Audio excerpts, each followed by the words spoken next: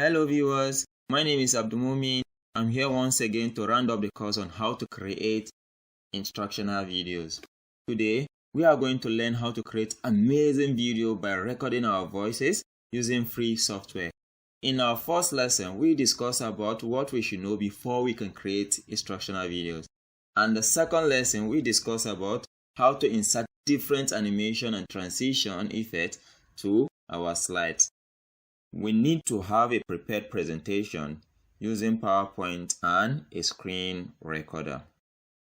We have different types of screen recorders. Some are free trial, while others are pro version. That is, one need to have paid for it or have a license key. These are the ones I'm familiar with. We have the OBS, Camtasia, the Screencast-O-Matic, Corel Screen Capture, FreeCam 8, which is the one I use most. Here we are going to start searching for the software I mentioned earlier. We are going to the browser. Once I click on the browser, you then search for OBS. Click on the enter key. It's going to bring it. So you click on the first one on the screen, or this one I think is better. Once you click on it, it's going to give you where you're able to download it. You see the version for Windows, for Mac, and for Linux. The second one I would like to introduce to you, which is Camtasia. Once you click on it, it's going to so you click on the first option, and you can download for the trial period of time. So we have the free trial here. You can download it and use it. Third one I would like to introduce is the Screencast-O-Matic. Screencast-O-Matic. Once you click on it, it shows the first option. It will take you to the environment. You can even record online. That is, start recording for free, but you have to be online. Then we have try our video editor. So this one is if you want to go in depth on editing the video you've created. And the number 4 one is the Corel Screen Capture.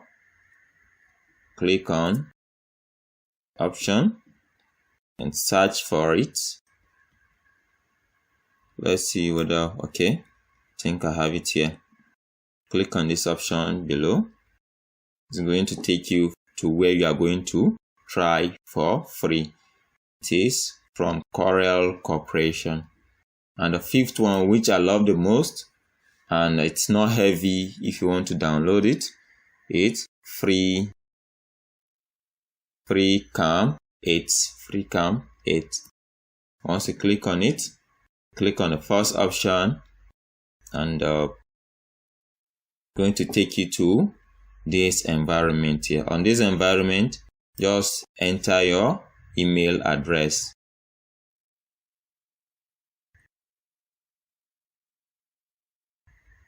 At gmail.com. Then click on download. It will now bring the download option for you on the screen. It's downloading. Wow, it has finished. If you have a good internet, I believe it will work for you perfectly. First thing we need to do here is to click on the icon, which is FreeCam 8.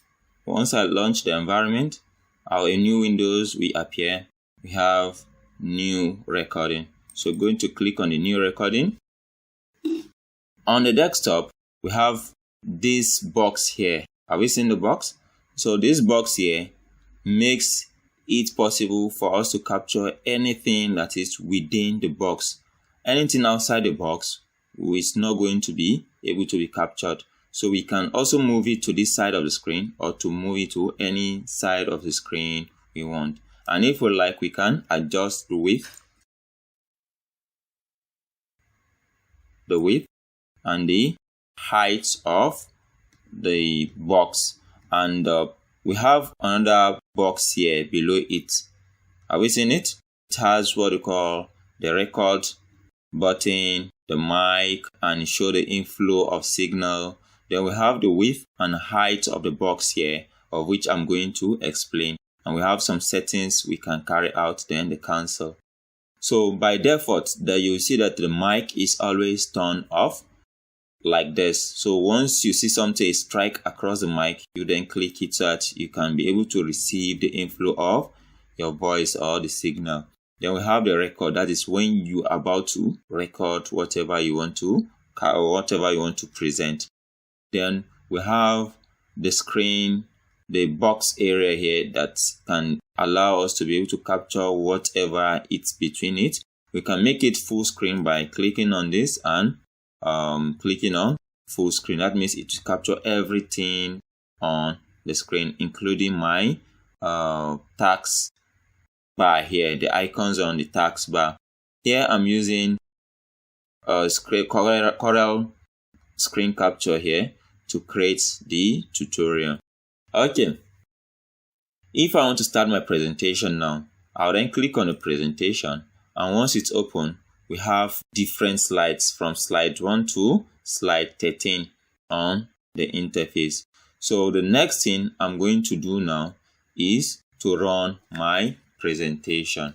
So I will then explain as I'm running the presentation. So if I want to run the presentation or the slideshow, I'll go to the slideshow, then click on from beginning. That's if I want to start from the beginning. But if I want to start from maybe slide 2, and currently I'm on slide 2, I'll click on from current slide. It's not going to take me over to the beginning.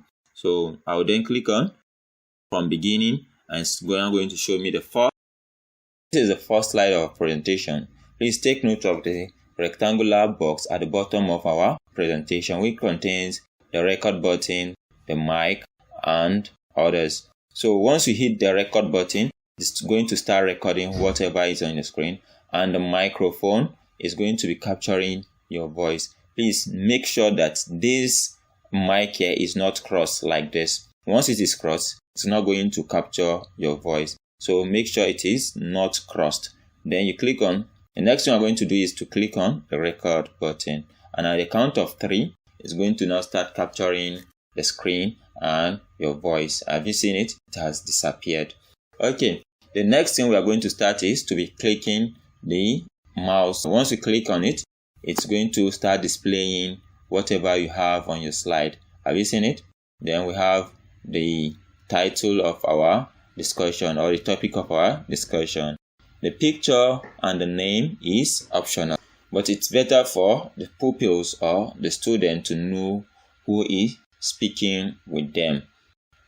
The next thing is we are going to now dive into our topic of discussion, which is on storage devices. But before diving into the storage devices, we ought to know what our objectives are. The first objective is going to be, we are going to learn how to define computer storage devices. The second one, categorize the storage devices into 2 parts. And the third one, we are going to list examples and classify them according to their categories. So let's continue.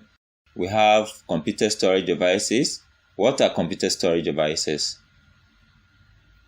Computer storage devices, these are devices that retain digital data or information temporarily or permanently for future use. Please, you should always emphasize on the keywords.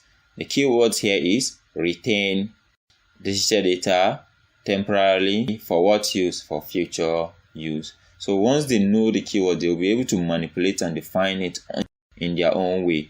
Then I'm going to now see what are the classification of computer storage devices. The classification are primary storage devices and the secondary storage devices.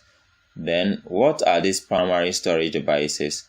We are going to know what primary storage devices are. Please, when explaining, we should always make sure that you should give more explanation on what you are discussing about. Let's say, for instance, main storage devices. You ought to this is the listing. but we ought to like define it in another way so that they will be able to understand why it is a main storage device, temporary storage device, and internal storage device.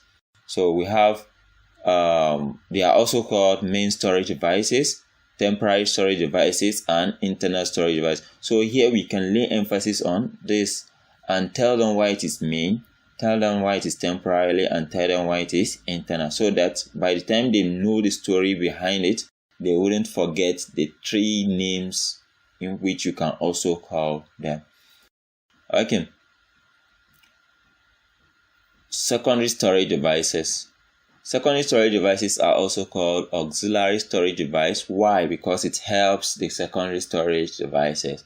Then permanent storage device, because the information are still retained if there is permanent failure. And external, because it's always outside the computer system. It is always outside the computer system.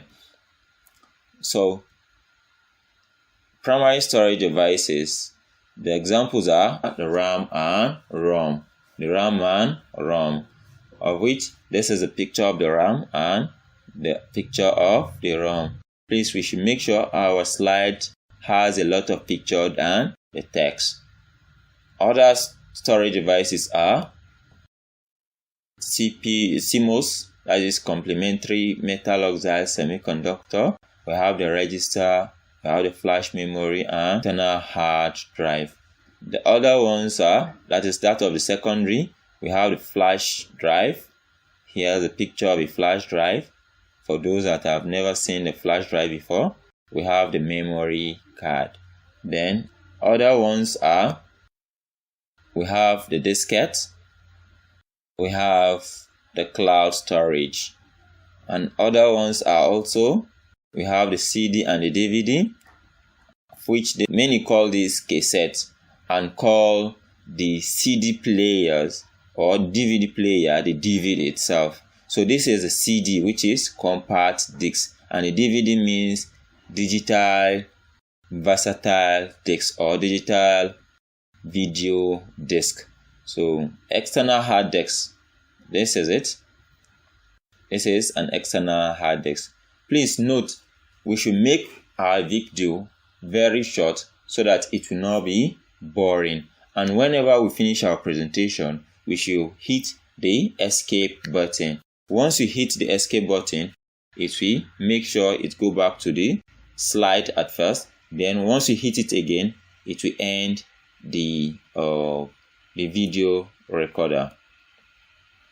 And now it's ready for preview. So at this point here, you can preview it with your player. And if you want to save it, you then click on save video as, then give it a name. Let's say my first video creation. Okay, then I will then look for the location I want to save it to. Let's say I want to save it under the document. Then I will then click on save, and it's going to export it to the document section. Thank you very much for watching.